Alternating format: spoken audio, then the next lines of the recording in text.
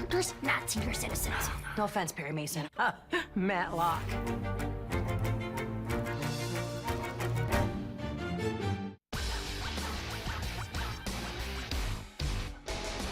A good weekend to cook dinner outside. I'll tell you how much we're gonna roast and when we could feel raindrops again. Live from downtown Marquette, it's your 19 News.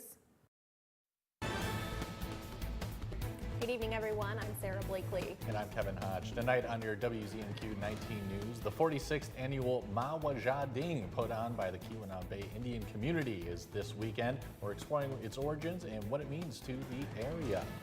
Plus, we examine how poll numbers are being reviewed this election season and how reliable they actually are.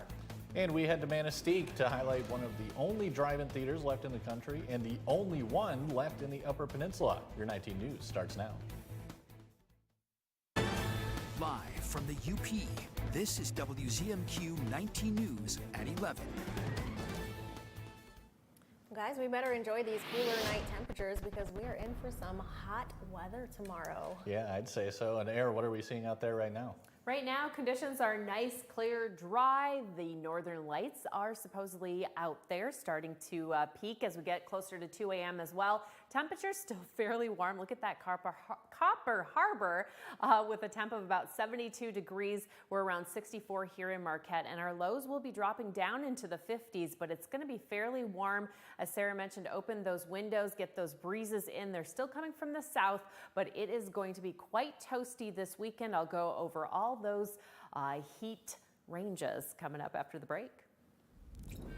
All right, thank you, Air. And for the 46th year, the Keweenaw Bay Indian community holds its annual powwow this weekend in Baraga. Our own John Truitt was there and reports on all the pageantry.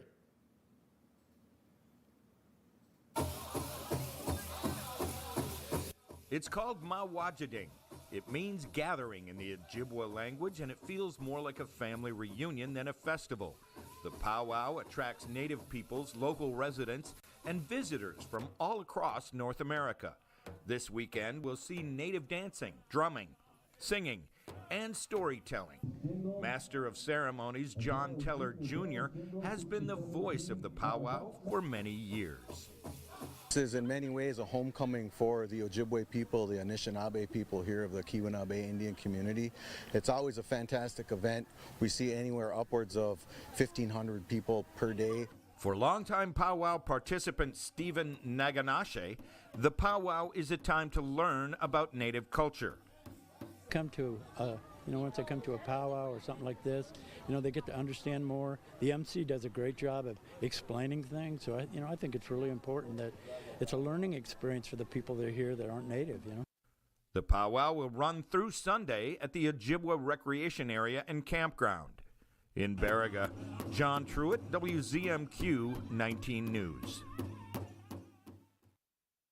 State lawmakers have introduced a set of bills they're calling Jordan D's Law. The legislation would establish penalties for intentionally threatening to release sexually explicit material and create educational policies to teach about the sextortion law. The bills are named after the 17-year-old Marquette native Jordan DeMay, who took his own life in 2022 after being tricked into a sextortion scheme. One of the bill's authors says they hope to make sure students know what to do and who to talk to keep them safe. The educators are working with the children. They can talk to law enforcement, just trying to encourage that conversation and then provide a resource. So that's going to be developed with resources thanks to this law. The bill has been referred to the House Committee on Criminal Justice. The author, Representative Jen Hill, says they hope to see it pass before the legislature adjourns in November. And early voting in Michigan begins tomorrow from July 27th through Sunday, August 4th. Registered voters can cast a ballot in person at an early voting site for the primary election. Voters can walk in, receive, and cast their ballot just like on Election Day. However, the early voting location may be different than your regular polling place. Tabulators count ballots during the early voting period, but results are not known or released until election night. You can find more voting information, including your early voting locations, what's on your ballot, and more at michigan.gov/vote. As we approach the 2024 presidential election, you'll see polling numbers from all sorts of different outlets. But those numbers don't always tell the whole story. So when you see them, you'll want to take a closer look. Carter Landis reports from Kalamazoo. Polling has always been an effective strategy to gauge voters ahead of elections. But in recent years, calling someone up and asking them who they're voting for has become a less efficient interpretation of the election's outlook. Pollsters have kind of figured out that they really need more of a multimodal approach. So they're relying much more on text, phone, email, internet URL types of things, and several different ways of kind of collecting that information. When you look at poll numbers, consider a few things: where the poll is coming from, when the poll was taken, and who was surveyed, as well as in what way. These factors can help you get some context on the raw numbers that you're seeing. Is it a demographic I care about? Is it independents? Is it swing voters? And really looking at who are the people that they're talking to. Because if they're talking to people whose minds have already been made up, the poll doesn't tell me a lot. With Vice President Kamala Harris only just gaining traction, it's important to look at poll numbers with some context.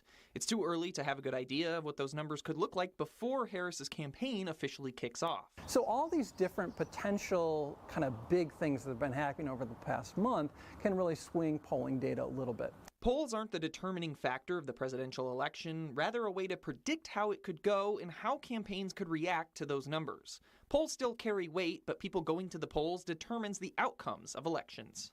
The poll, measuring sentiment, measuring how people are reacting, testing all of that, ultimately is what drives change within the campaigns and action. There are still several major election events still to come, including the Democratic National Convention beginning on August 19th, which WZMQ will have coverage of live throughout that entire week. Lake Superior Community Partnership held its third quarterly meeting for the year today. The meeting's theme was Business and Breakfast as the Michigan Business Network presented its Future Michigan Business Index. They discussed what to expect for businesses in the upcoming 6 months. One thing they try to focus on is the fact it's an election year and what kind of impact that can have. Here it's kind of like hold tight. It's we don't expect a lot out of sales in the future. We don't expect a lot out of profit in the future, but we don't expect to backslide as well. The next Lake Superior Community Partnerships quarterly meeting is Friday, October 25th. And for more information, go to WZMQ19.com. You probably already know this, but Manistee is home to one of only a few drive-in movie theaters left in the entire state and the only one in the UP. WZMQ's Escanaba Bureau reporter Lily Simmons has more on how it's still bringing the community together decades after its first showing. The original Highway 2 drive-in opened in 1953, becoming the Cinema 2 in the 70s, then shutting down in 2001. It almost got sold to become a log storage yard. Would have been the end of the last drive-in theater in the UP. In 2016, the nonprofit Upper Peninsula Film Union formed. We'd get together and talk about film quite a bit, and we always had a dream of having some form of a theater. That turned into the person who owned this saying, why don't you do it here? What was supposed to be a one-time only event became a tradition once again at the renamed Highway 2 Community Drive-In Theater. Because it is all about the community. It is free to the public to come in and see movies. We have area nonprofits running the concession stand. It's keeping this one last piece of Americana alive in this community. The concession stand needed a lot of repairs, and the Film Union gave it a new, retro look. It is not the way it looked in 1953 when it was built, but it's something that it could have looked like in the days when drive-ins ruled the country. There's over 4,000 drive-in theaters in the United States. Sadly, there's less than 300 now, but we're one of them. The theater hosts 4 to 6 showings each season, and you can catch the next one this Saturday. Barbie, right there, it is, we believe, the largest screen in the Upper Peninsula. You will have no bigger viewing experience. More than just a place to see a movie, the Highway 2 Community Drive-In Theater aims to bring people together, support worthy causes, and create memories. The whole ritual of pulling into this lot, finding the perfect spot to park. Some people arrive really early. They set up outside of their vehicle. We have very poor cell service out here, so people aren't on their phones. It allows people to come come and just experience something that you can't get anywhere else, and especially for free. Lily Simmons, WZMQ 19 News, Manistee. I love that. Kevin, I told you earlier, I grew up behind a drive-in movie theater. You did mention that to me. So that is really cool that Manistee is the only one left up here. If you've never been to a drive-in, it's just an awesome experience. Absolutely. I had one in my hometown, Muskegon. It's no kidding. Yep, on Getty Street. It was a very fun time, except when you crash into one of those sound poles, which I did do before, unfortunately. Sometimes that happens. Well, still to come on your 19 News, your first morning weather forecast. Plus, cyclists start their journey with Tour de You, the longest bike loop in the country. We'll see just how far they have to go. And the Upper Goddess is back and is taking us through her garden. We'll see just how much her vegetables have grown so far. Sophia Murphy reports at 6 and 11 on WZMQ 19 News. Meet Mike Baxter, pioneer. Dad, how do you kill an elk? Wait outside the lodge until last call, then hit it with a tire iron. Frontiersman. Pheasant hunting is ridiculous. All the running and the chasing and the fetching. That's what the dog's for. But Maddie did such a good job. Who's a good girl? Legend. I have a 60-year-old truck and a 30-year-old marriage. You should be happy that I am stuck in my own ways. I do love that truck. No wonder he's the last man standing. John's Auto is quickly becoming everybody's favorite place to get their car fixed. John's Auto is quickly becoming everybody's favorite place to fix their car. Was that right? For a better service experience, come to John's Auto Market. Why do I keep forgetting that word? Experience. Okay, go. 3, 2. For a better service experience, come to John's Auto Market. And don't forget, we're our 19 News is brought to you by Kirkish Furniture. Everyone loves the fair, from the greatest generation to the latest generation, and everyone in between. From livestock to live music to live performances, art, and fantastic food. The fair has something for everyone. The 2024 Marquette County Fair, August 8th, 9th, and 10th at the Marquette County Fairgrounds. It's fun for all ages. The Shortlist, a countdown show that's all sports. See the greatest names and the greatest games in all sports. Sports fans love it, and you will too. That's The Shortlist, only from SSN, the Cindy Sports Network. Now, award-winning WZMQ 19 first warning weather with Air Stasic. These are the nights we've been waiting for and putting up with all those cold temperatures during the winter. Look at these temperatures for our lows tonight, around 71 up there in Eagle Harbor. They're actually warmer than us here in Marquette. A low expected about 65 degrees. If you are participating in that marathon tomorrow, Queen City Half Marathon in Marquette, you should be sleeping, right? 67 degrees for that morning around 8 a.m. So nice and cool before that humidity jogs all the way towards us around 10 a.m. and then just increasing throughout the day. So good day to go to the beach, you betcha.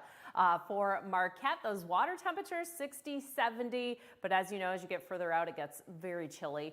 The wave height around 0 to 1 feet as at the moment, those rip current risks are very minimal. However, South Schoolcraft County on Lake Michigan there is a moderate risk for rip currents tomorrow and some big breaking waves. So maybe find a beach further to the east or the west or an inland lake or waterway.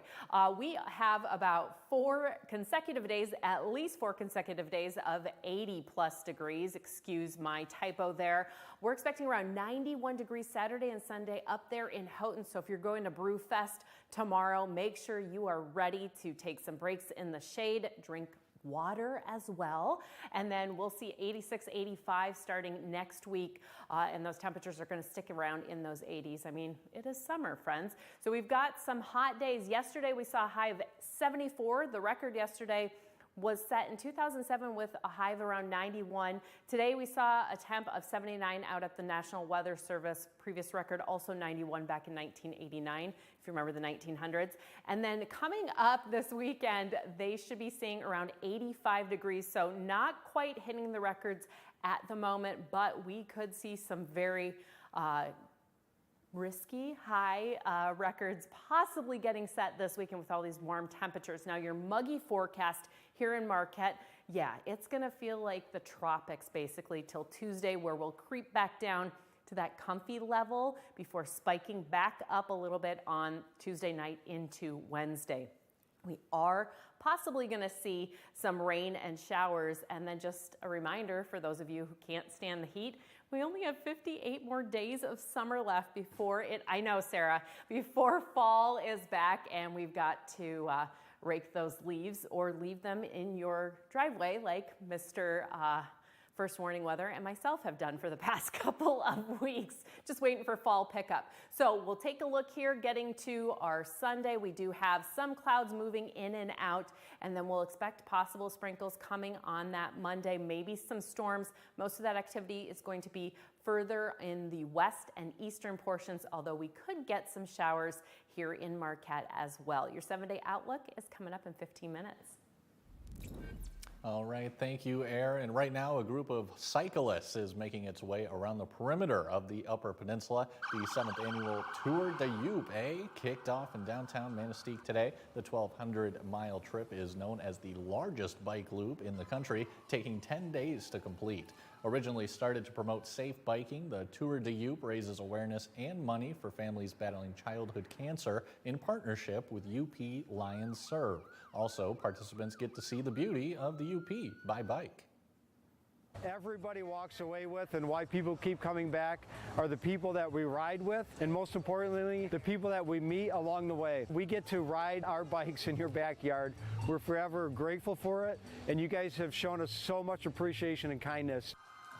Tour de Yup cyclists will return to Manistee on Sunday, August 4th. The Upper Goddess is back outside tonight. Lori is taking us on a tour of her garden to see how her plants are doing. Hi, Dean. Doing an update on the garden. Yep. Let's go. Let's do it. So this is our peas, which are producing really nice, okay? Yeah, they are. And then we got 8 rows of potatoes. And I haven't seen any potato bugs. Knock on wood. So in this area, we have a pumpkin plant, zucchini. Look at how awesome these zucchinis are. I have one about that long already. Mm-hmm. And then here we have cucumbers. Look at how nice the garden is. Pretty good. So here's look at the tomato garden. It's a jungle. Yeah, I was just going to say that. And we never did do our rope thing we were going to do. No, next year. So we got like natural sticks here, which next year, Hayden, we're going to buy the fence posts. Probably. Okay. Or rebar. So in this area here, I got 5 rows of carrots. And I've already picked green beans. Look at that. And Cosmo loves the green beans, hey? Yeah. So as we get to the end of the garden, look at how awesome the cabbage is doing. And I've processed broccoli already. I picked some cayenne peppers, and I've processed pea pods. So I want to show you the garlic. This is all our pepper plants. Look at this one, the green pepper. Mm-hmm. And I have a bunch of hot peppers, which I'm gonna use with my zucchini to make my relish. But I'm gonna start picking my garlic. Look at how cool. Isn't that awesome? That's pretty cool. So be encouraged to plant some garlic in October. So that's our garden tour. Keep smiling. Mike Ludlum is in next with your look at sports. Plus, while millions tune into the Olympic Games, Paris locals are voicing their displeasure with how it's affecting their lives. We'll be right back. I am officially retiring all of my Joe Biden is old jokes. Now I'm going to unretire them to use on Donald Trump. Meet Mike Baxter, pioneer. Dad, how do you kill an elk? Wait outside the lodge until last call, then hit it with a tire iron. Frontiersman. Pheasant hunting is ridiculous. All the running and the chasing and the fetching. That's what the dog's for. But Maddie did such a good job. Who's a good girl? Legend. I have a 60-year-old truck and a 30-year-old marriage. You should be happy that I am stuck in my old ways. I do love that truck. No wonder he's the last man standing.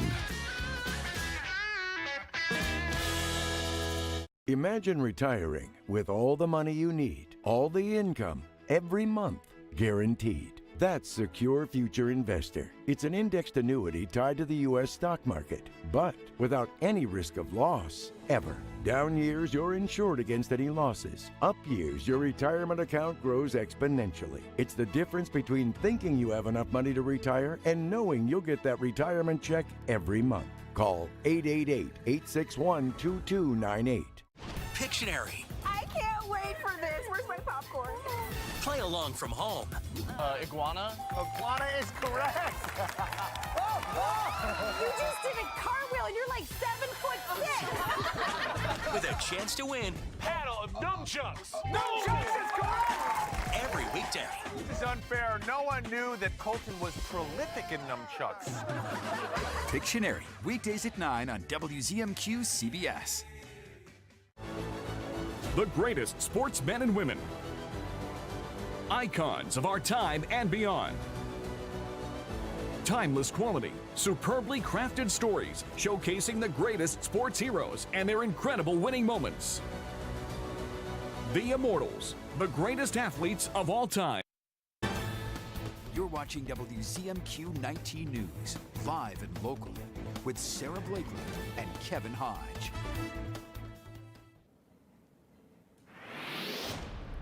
Good evening, everyone. The Gladstone Indians need 2 wins to stay alive in the Class A State American Legion Baseball Tournament. Gladstone met Breckenridge this morning in an elimination game in Marquette. Jumped to the bottom of the 7th, tied at 3. Aiden Cretin finds the first pitch to his liking, and he smashes the ball to the gap in left center. Cretin is on his high horse, as you can imagine, and he will slide into 3rd with a triple to get things going. Now, Breckenridge eventually walked 2 batters to intentionally load the bases. Trevor Thorbaugh steps in, and he goes with the pitch past the diving second baseman into right field for a hit. Cretin scores, and Gladstone holds off elimination with a 4-3 win over Breckenridge. Thorbaugh was happy he did not have to lay down a squeeze bunt during the at-bat. Bunting's not my strong suit at all, but I was like, whatever. It was outside. It was outside, so I was just looking fastball and sit on it and drive it to right field, because right field's where you want to put it. Gladstone meets Gaylord this afternoon in another losers bracket contest. Gaylord dispatched Hudson 8-5. The Marquette Blues meet the Three Oaks Post 204 Oakers in the winners bracket final later today. NFL training camps are underway. The Detroit Lions announced yesterday veteran kicker Michael Badgley suffered an injury while getting ready for practice. Head coach Dan Campbell announced this morning the injury will require surgery, and Badgley will be placed on injured reserve and miss the whole campaign.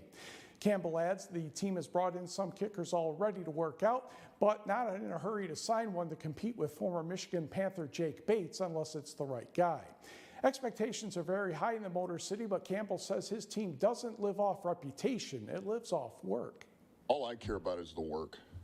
So as long as I know, man, they're in it and their attitude's right and there's an urgency about what we do and these guys are handling their stuff like pros and you feel the work out there, I'm good.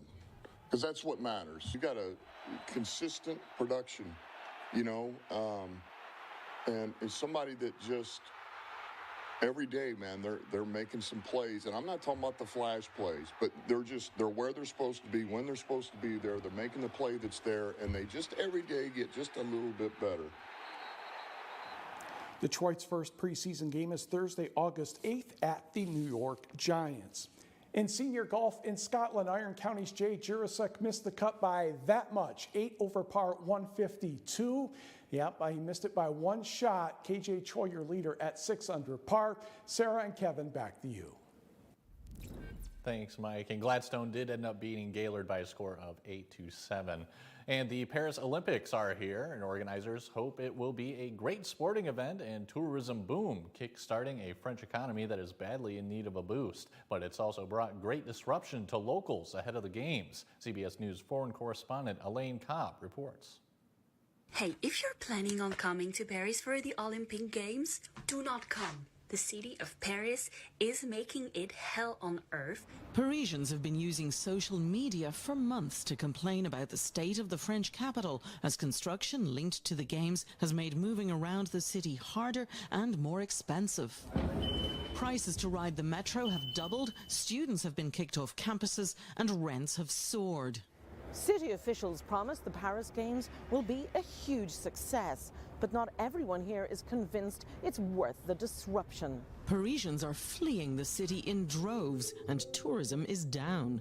People that are thinking about coming to Paris for holidays, most of them decided not to come because, number one, the city is very congested. Number two, the prices are really high. The tourists just simply don't want to deal with it. Walking to the apartment. Rental manager Gail Boisclair says some tourists chose to visit Paris before the Games. I know it's within a certain amount of the city, but there is quite a lot blocked off even by here. If you just want to walk down the Seine, a lot of obstructions really. I think it would be better to come here next year, not this year. High prices for accommodation are also keeping tourists away. People were thinking, oh, 4 times as much, 5 times as much, who knows? We can retire on the income that we'll earn for 2.5 weeks during the Olympics. That gamble hasn't paid off. Tens of thousands of rental apartments and hotel rooms still lie empty. The Paris Games are expected to cost $12 billion, but many in Paris feel they've paid far more in other ways. And while many will be enjoying the upcoming competition, others are using the opportunity to add to their collection of pins. Leah Mishkin has more from London.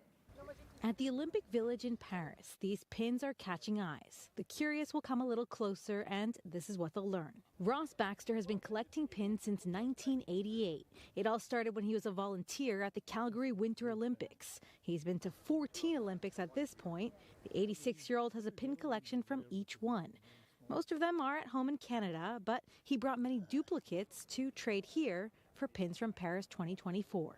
But this to me is a lot of fun because you go to another country, you meet a lot of nice people. Pin collecting started getting popular at the 1984 Los Angeles Olympics. That's where Baxter's friend Dan Pressburger got hooked.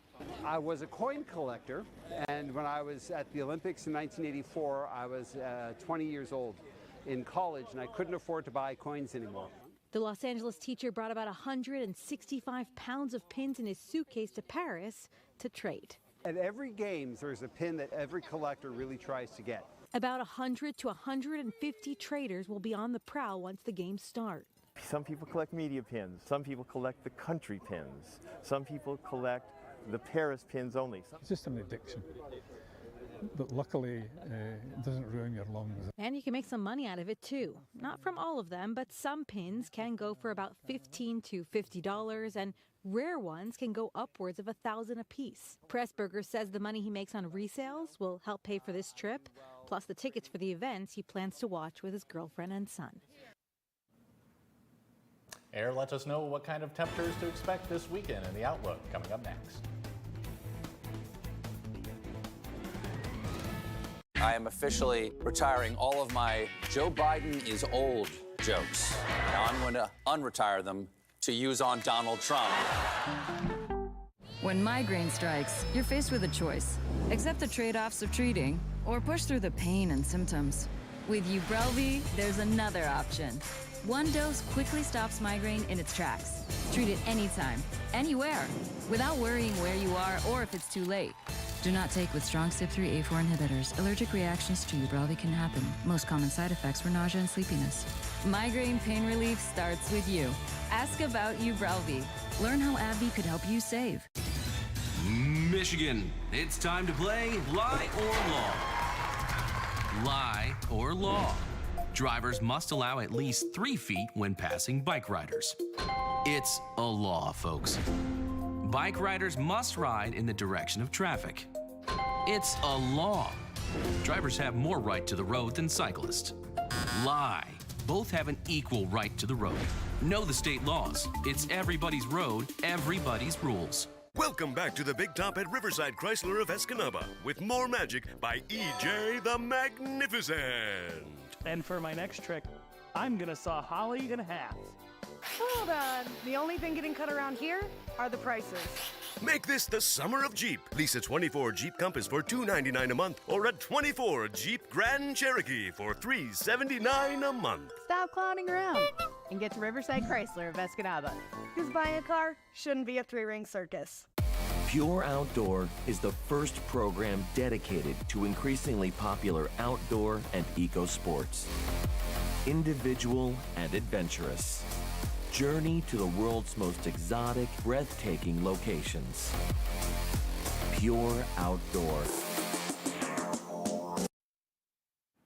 Our winds are fairly calm at the moment, but they're about to gust up tomorrow. Temperatures will be dropping down a little bit further this evening. Now, if you're looking to go fishing tomorrow, Blades Bait and Tackle fishing forecast looks like best conditions are going to be early in the morning when we could have some cloud coverage on Little Bay to Knock. But other than that, we're going to see a lot more sunshine, warmer temperatures. Those waves, though, should be fairly calm, 0 to 1 feet in height. And then maybe head over to Ishpeming for the Italian Fest. It's going to be spicy, hot, arrabbiata, but very sunny out. So make sure you're prepared for those very warm conditions, which are continuing into next week. We'll have a little bit of a break on Monday and Tuesday with some chances of showers and thunderstorms and cooler 80s. Air's Italian is getting good. I was about to say her Italian's paying off, I think. Very impressed. Downtown Marquette turned blue today for one of the city's biggest festivals of the year.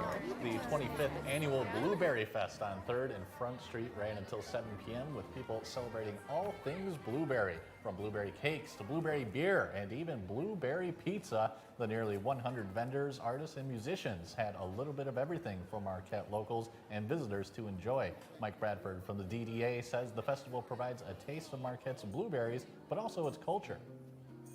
Basically what you see here is arts, food, drink, entertainment. It kind of brings everything the community has to offer and just throws into one place under the theme of, the blueberry.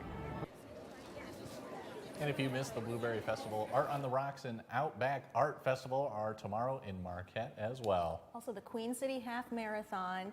And then we also have Kiwanis Brew Fest out in the Copper Country, Ishpeming's Italian Fest. I know I'm missing something. Naps. Nap Fest. Yes, that's every weekend. And Ice Cream Fest. Yeah. That's it for now. We'll see you back here on Monday. Have a great weekend.